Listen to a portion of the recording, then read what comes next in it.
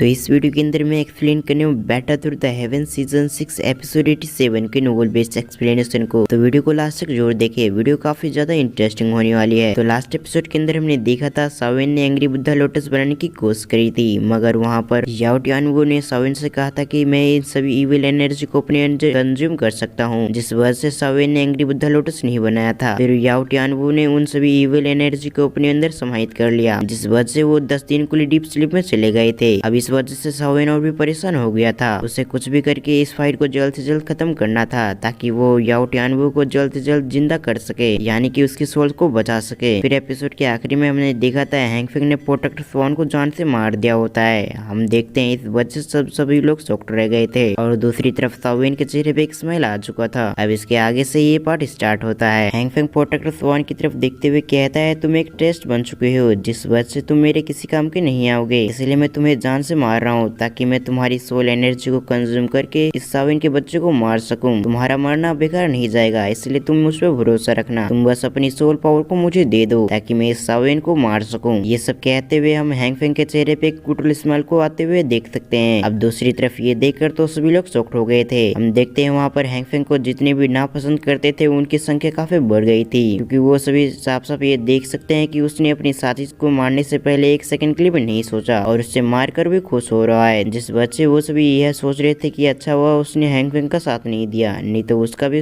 Protector स्वान की जैसा हालत होता। फिर हमारा सीन शिफ्ट होकर हैंग फेंग पे आ गया। हैंग फेंग प्रोटेक्टर स्वान की तरफ देखते हुए कहता है इसके बारे में कोई भी नहीं बताएगा कि मैंने तुम्हें मारा था, जिस वजह से हॉल ऑफ सोल मुझे कुछ नहीं करेगा क्योंकि तुम्हारी इविल एनर्जी तो खत्म हो चुकी है, जिस वजह से यहाँ पर बाकी लोगों को भी मैं मार दूंगा, जिस वजह से यहाँ पर क्या हुआ था ये किसी को भी नहीं पता चलेगा। ये सब कहते हुए वो काफी खुश हो रहा था। अभी तक प्रोटेक्टर स्वान का खेल खत्म हो चुका था। हम देखते हैं उसके अंदर थोड़ी भी एनर्जी नहीं बची हुई थी। दूसरी तरफ हैंग फेंग प्रोटेक्टर स्वान को ऐसे देख रहा था जैसे कि प्रोटेक्टर स्वान उसके लिए खेल हो, यानी कि खिलौना हो। हम देखते हैं वो काफी आसानी से उसकी पावर को एब्जॉर्ब कर रहा था और धीरे धीरे करके उसके कपड़े फटने लग गए थे। हम देखते हैं वो धीरे धीरे एक करके वो एक शैतान में तब्दील होने लग गया था। उसकी पूरी तरह से अपीयरेंस पूरी तरह से चेंज हो गया होता है। हम देखते हैं पहले वाला लुक और अब वाला लुक वो काफी ज्यादा डिफरेंस हो चुका था। धीरे धीरे करके उसके शरीर पे कुछ अजीब से निशान आने लग गए थे। हम देखते हैं हैंग फेंग की स्ट्रेंथ धीरे धीरे करके काफी बढ़ चुकी थी, यहाँ तक कि लिटिल फेरी डॉक्टर भी अब हैंग फेंग को टक्कर नहीं दे सकती थी, क्योंकि प्रोटेक्टर स्वान और हैंग फेंग काफी ज्यादा पावरफुल थे। पहले little fairy doctor hang Feng को काफी आसानी से संभाल सकती थी, मगर उसकी बॉडी के अंदर प्रोटेक्टर स्वान की ताकत आ जाने की वजह से हैंग फेंग पूरी तरह से पावरफुल हो चुका था। हम देखते हैं उसके शरीर से एनर्जी काफी तेज से निकल रही थी, जिस वजह से हैंग फेंग उस एनर्जी को कंट्रोल नहीं कर पा रहा होता है, क्योंकि ये संख्या में प्रोटेक्टर स्वान की एनर्जी काफी ज्यादा पावरफुल थी और धीरे धीरे करके वो थर्ड फोर्थ फिफ्थ स्टार पे आ गया। हम देखते हैं हैंग फेंग डाउजिंग के फिफ्थ स्टार पे जाकर रुकता है, जो कि लिटिल फेरी डॉक्टर से एक स्टार ज्यादा होता है, जिस वजह से लिटिल फेरी डॉक्टर को भी हैंग फेंग का टक्कर देने में काफी प्रॉब्लम होने वाला था। हैंग फेंग की इस हरकत को देखकर सभी के मुंह खुले रह गए थे। जब तक बाकी लोग अपने शॉक से बाहर आ पाते उससे पहले हैंग फेंग डाउजिंग के फिफ्थ स्टार पे आ चुका था, जिस वजह से किसी को भी रोकने का मौका नहीं मिला। अब सभी लोग ये जानते थे कि अब हैंग फेंग से उनका मुकाबला नहीं कर सकता है, क्योंकि वो हैंग फेंग यहाँ पर बहुत ज्यादा पावरफुल हो चुका है, यहाँ तक कि लिटिल फेरी डॉक्टर भी हैंग फेंग का मुकाबला नहीं कर सकती। अब इस वजह से सभी लोग काफी परेशान हो गए थे, क्योंकि अगर लिटिल फेरी डॉक्टर उसका सामना नहीं कर पाता तो वो सभी जरूर यहाँ पर मारे जाएंगे। फिर हमारा ध्यान लिटिल फेरी डॉक्टर पे आ गया, जो कि अगले ही पर सावेन के बाजू में अपीयर होते हुए उससे कहती है मैं इसे संभाल सकती हूँ, इसलिए तुम आराम करो। अब ये सुनते ही सावेन उसकी तरफ देखते हुए कहता है मुझे पता है तुम भी इसका सामना नहीं कर सकती, इसलिए तुम मुझे कुछ समय दो ताकि मैं इसे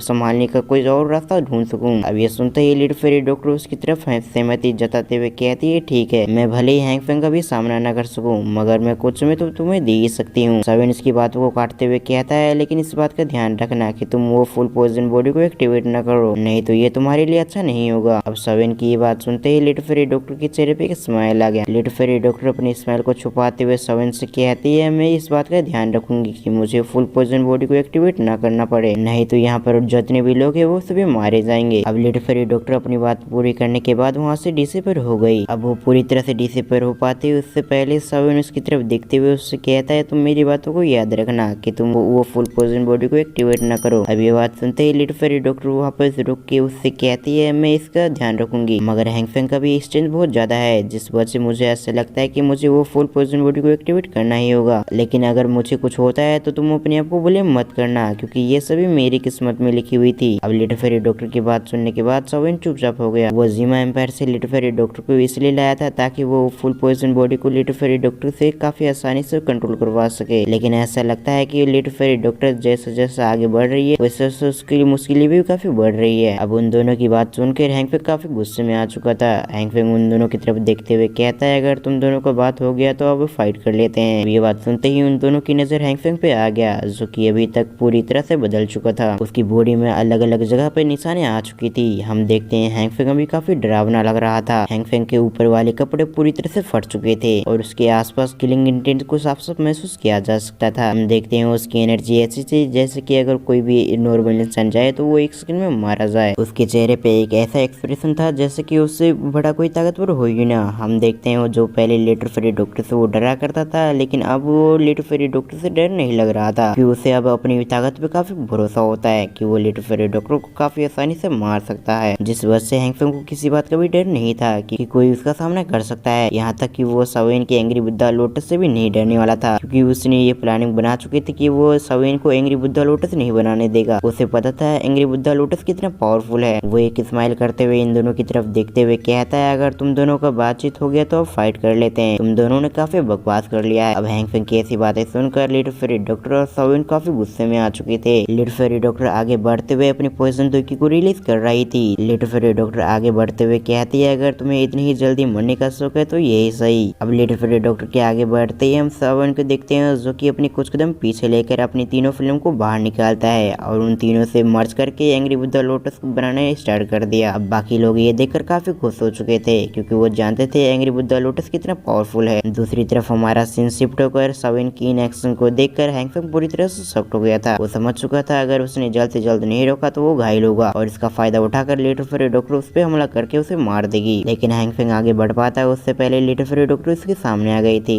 लिटिल फेरी डॉक्टर उससे कहती है तुम मेरा सामना करो। अब लिटिल फेरी डॉक्टर की ऐसी बातें सुनकर हैंगफेंग को भी काफी गुस्सा आ गया। हम देखते हैं हैंगफेंग अपने एक स्वॉर्ड को ऑपरेट करते हुए जिसके अंदर काफी सारे सोल कैद थी, वो अपने स्वॉर्ड को लिटिल फेरी डॉक्टर की तरफ शूट कर देता है। हैंगफेंग का इस मूव को देखकर लिटिल फेरी डॉक्टर भी अपनी पॉइजन की दीवार खड़ा कर लेती है, जिस वजह से हम देखते हैं हैंगफेंग के स्वॉर्ड लिटिल फेरी डॉक्टर की तरफ आगे नहीं बढ़ पा रहा था। अब ये देखते ही हैंगफेंग हैरान हो गया। वो समझ चुका था कि लिटिल फेरी डॉक्टर की टेक्निक भी काफी मिस्टीरियस है, जिस वजह से उसने अपनी स्वॉर्ड की पावर और भी बढ़ा दिया। लेकिन अभी भी हम देखते हैं हैंगफेंग की स्वॉर्ड अभी भी इस पॉइजन की दुई से बाहर नहीं जा पा रही थी, जिस वजह से हैंगफेंग थोड़ा सा परेशान हो गया। अब इसी के साथ ये पार्ट यहाँ पर एंड होता है। अब अगर आपको एक्सप्लेनेशन अच्छा लगा तो वीडियो को लाइक करके चैनल को सब्सक्राइब जरूर कर लिए और साथ ही साथ बेल आइकन को भी प्रेस जरूर कर दें। तो मैं मिलता हूँ किसी और वीडियो में, जब तक के लिए थैंक्स फॉर वॉचिंग।